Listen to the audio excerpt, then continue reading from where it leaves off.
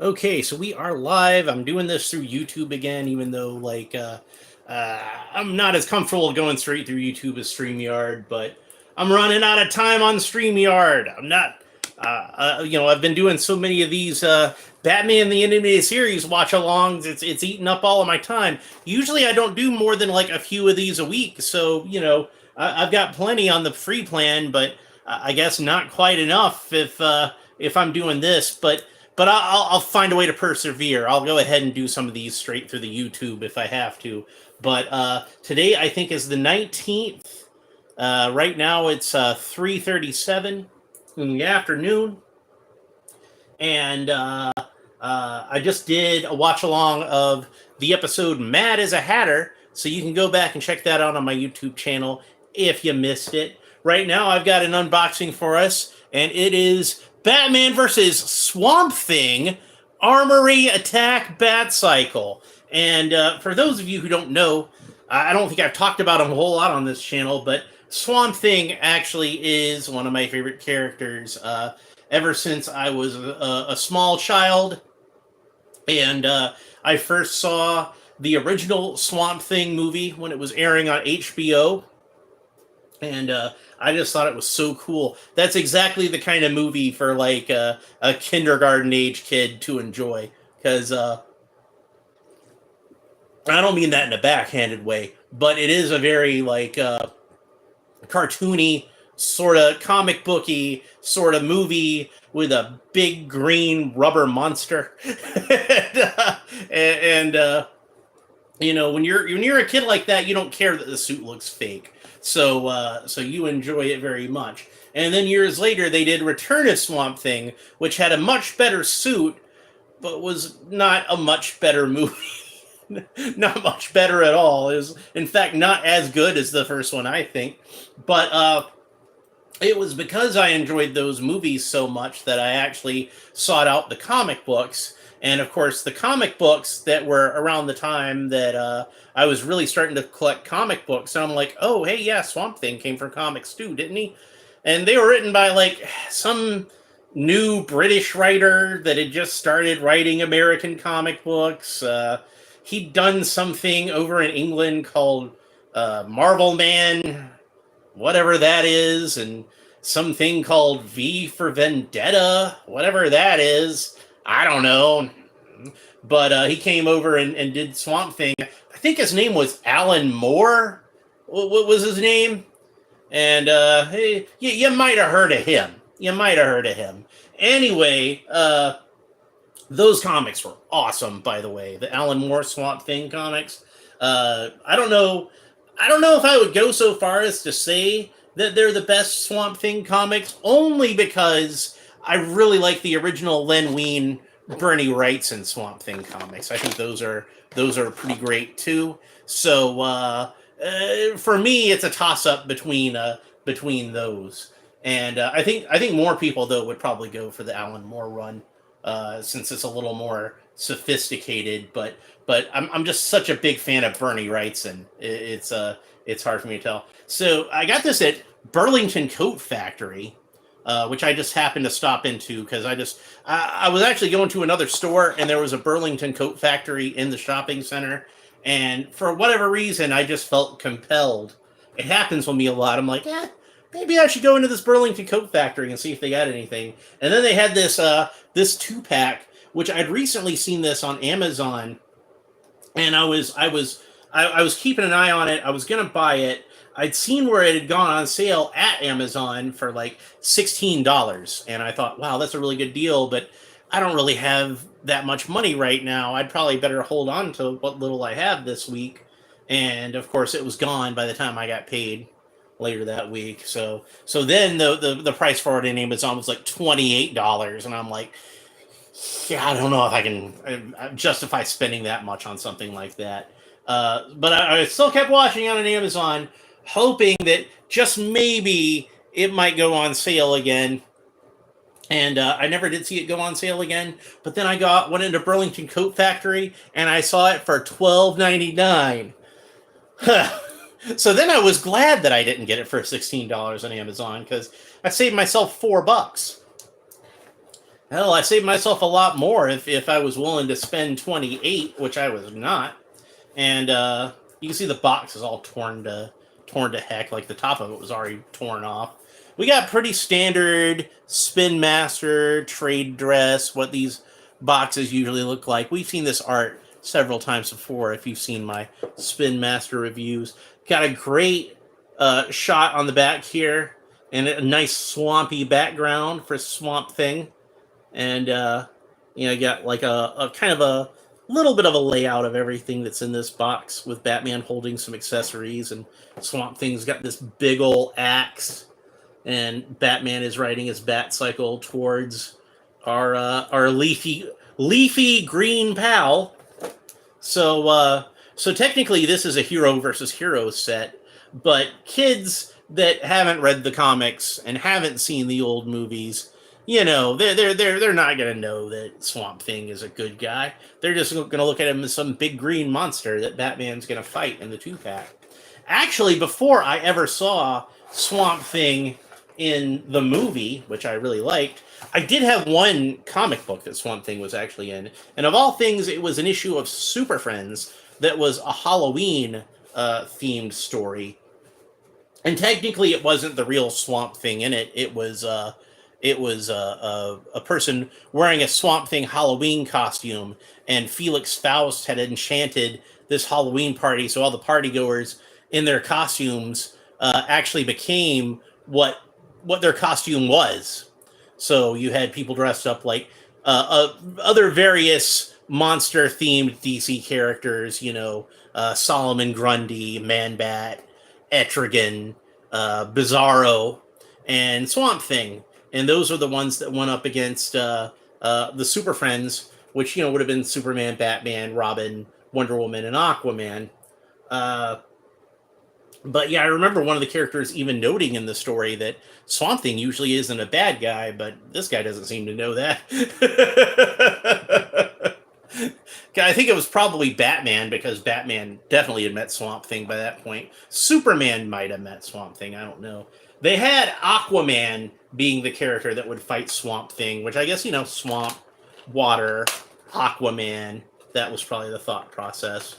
Batman obviously fought Man-Bat, and Superman obviously fought Bizarro. I do remember that.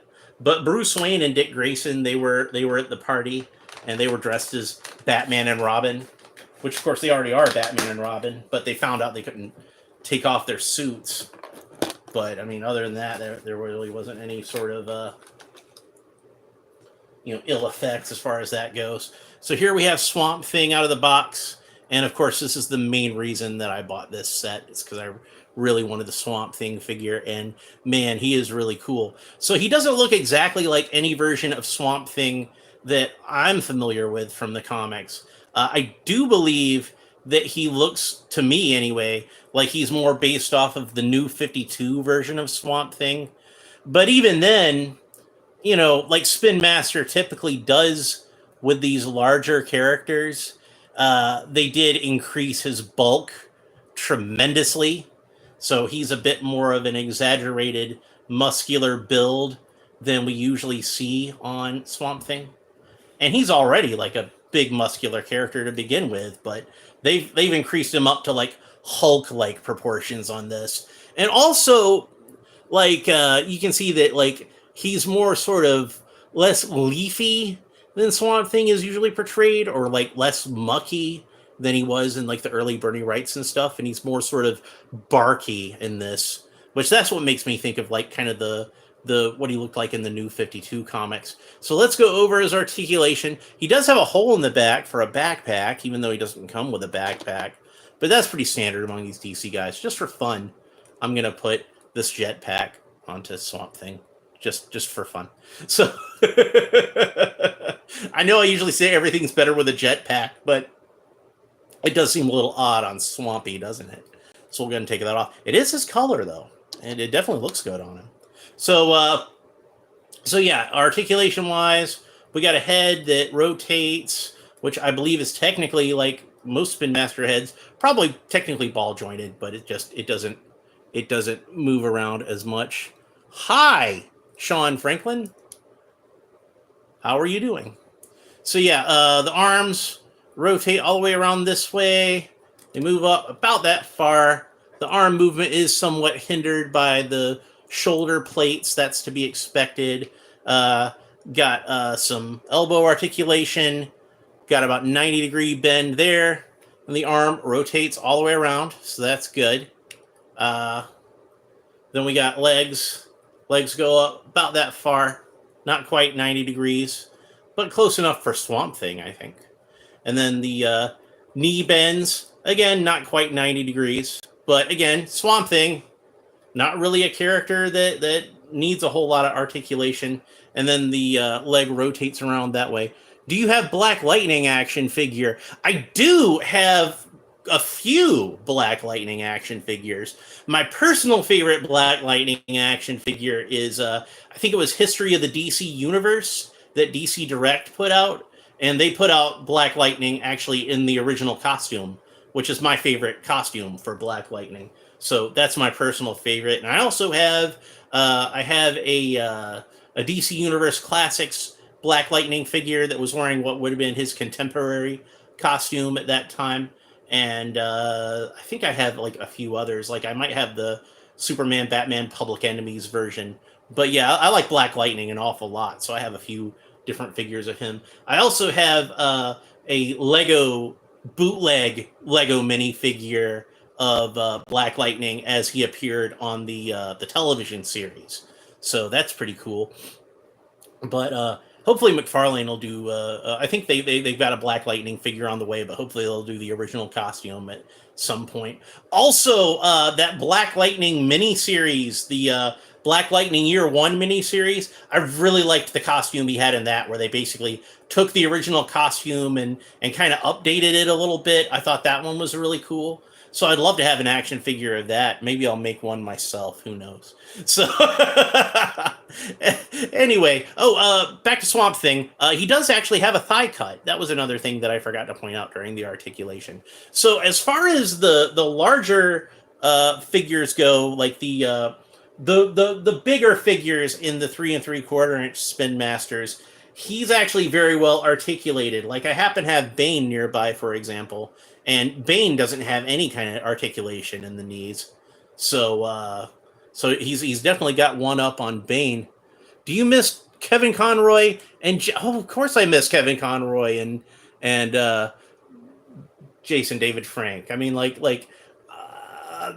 after school in the '90s, like I was all about Batman the Animated Series, and I watched Power Rangers. I was a little old for Power Rangers, honestly. But my sisters were exactly the right age for Power Rangers, and they were like really into it.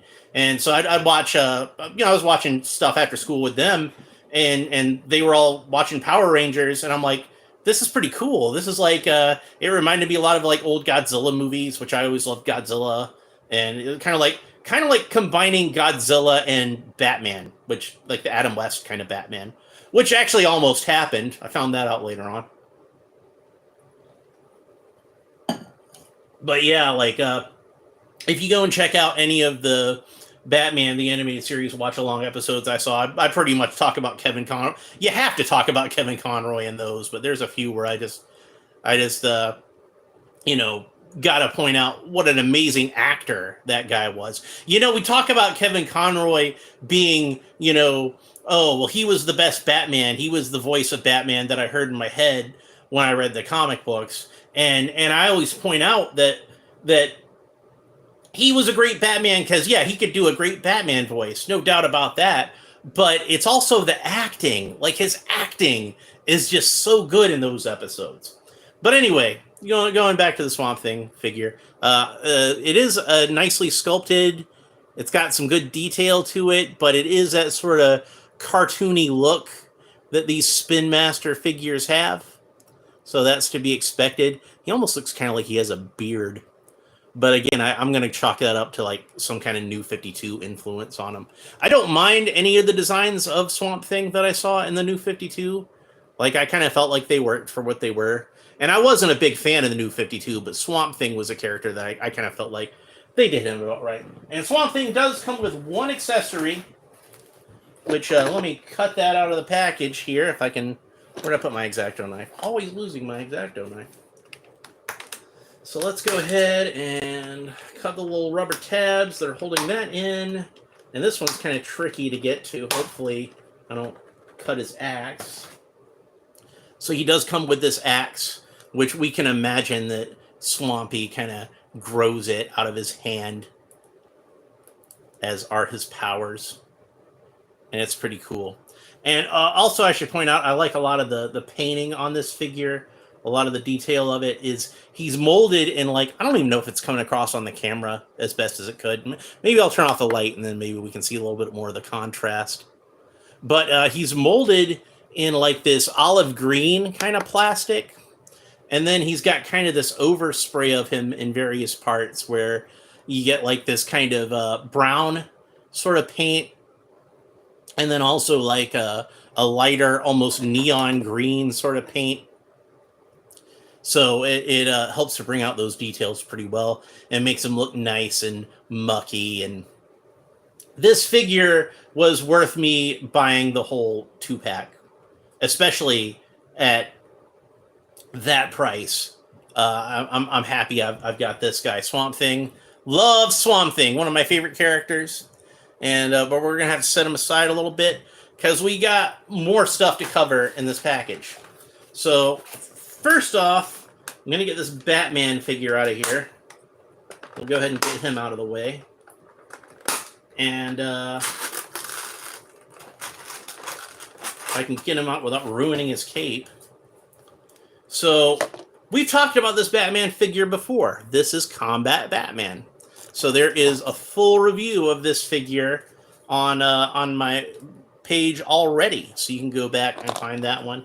Here it is. This is the original one that I opened. And this is basically the same figure. Although if you're sharp-eyed enough, you could probably notice a couple of differences off the bat. Off the bat? Because Batman...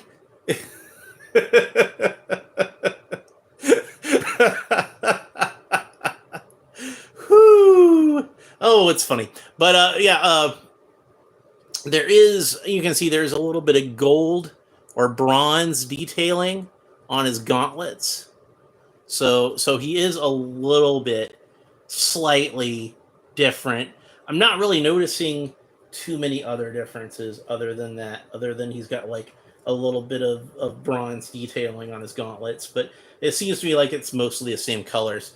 So nothing new to talk about there. We'll go ahead and set him aside.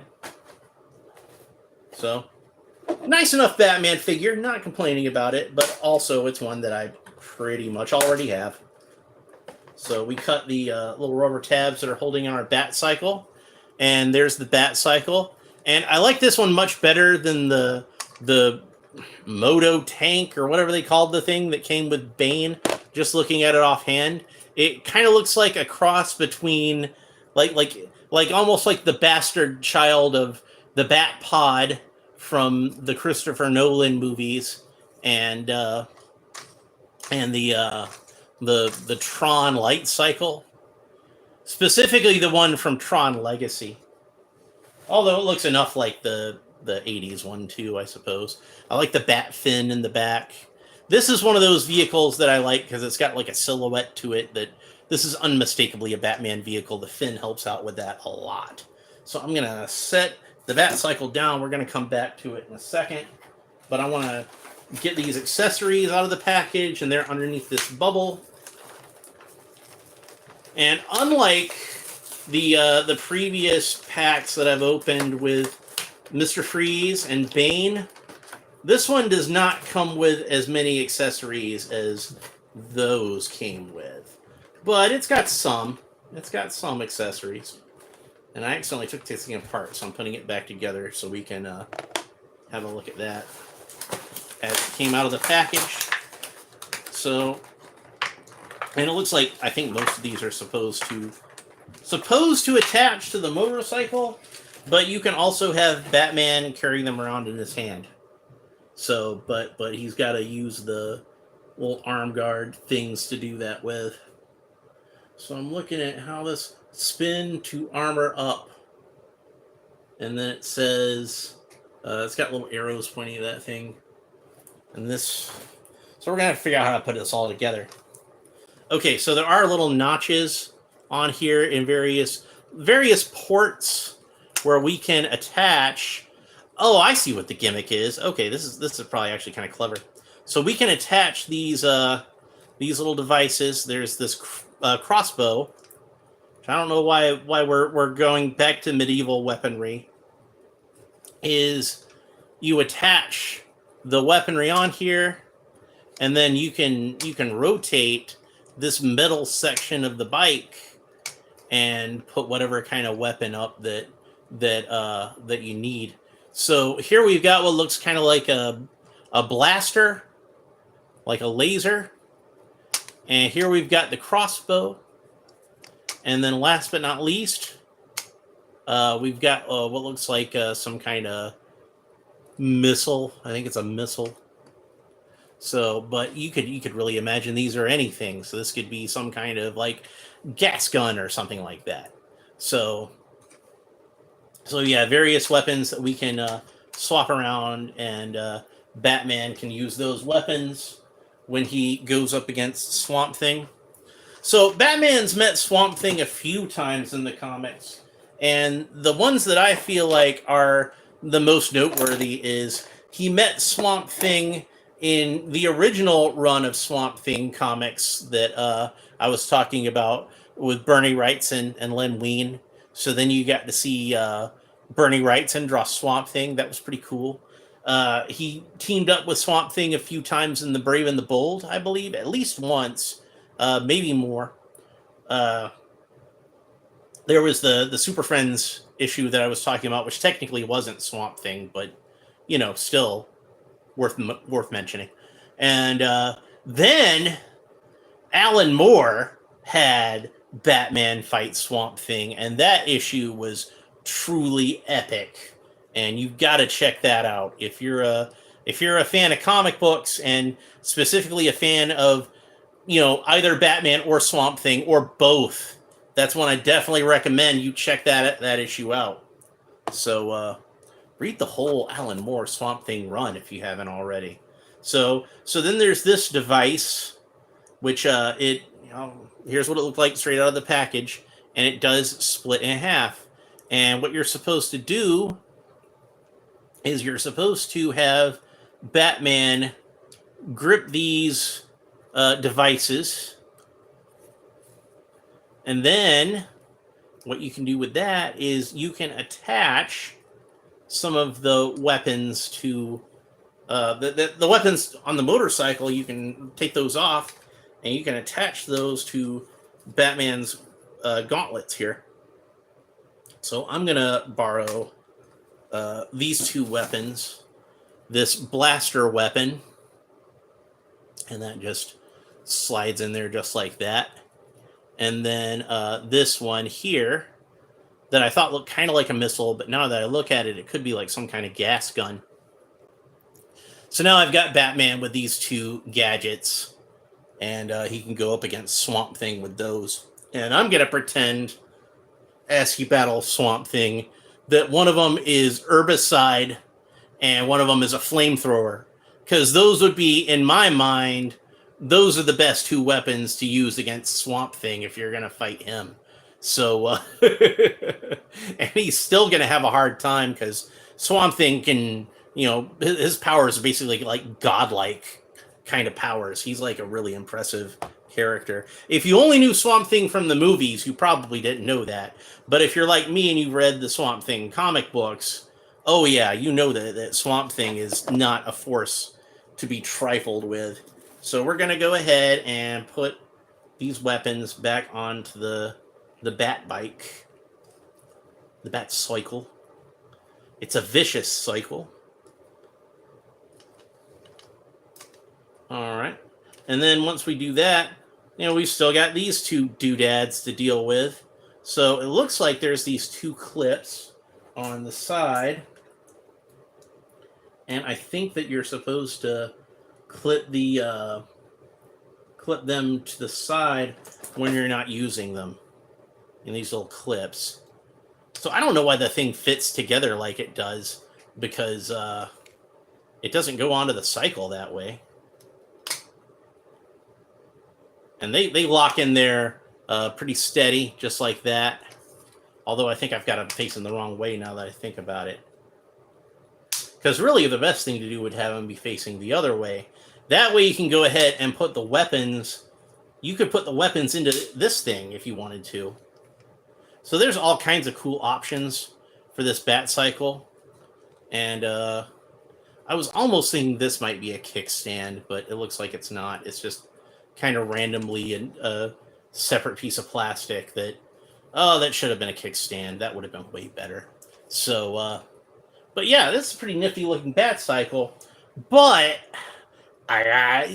there's one more thing we got to check, isn't there? We got to see if Batman can actually sit on the Batcycle. Because if you remember, one of the things that I got frustrated about with that tank contraption that came with the Bane set is I was having a hard time getting Batman to sit on it. Well, can we get Batman to sit on this one? Let's find out. So I got his knees in such a way where like they fit on the foot pedals about as well as they can. Let's see if I can get him to grip these handlebars while he's sitting on it, and if that can work. So here we go. I'm gonna turn the camera down a little bit so that way maybe you can see me fiddling around with it while I do it.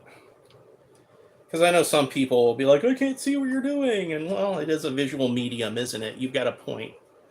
But really, I'm more just trying to get him on there. And I don't think he sits on there quite as well as you ideally would want an action figure to sit on a motorcycle. But he fits on there well enough. I would kind of like to have him, like, you see how he's just sitting very erect in the seat of the Batcycle, and I kind of feel like I would like him to be more sort of like hunched over. You know what I mean? I think that would probably work better.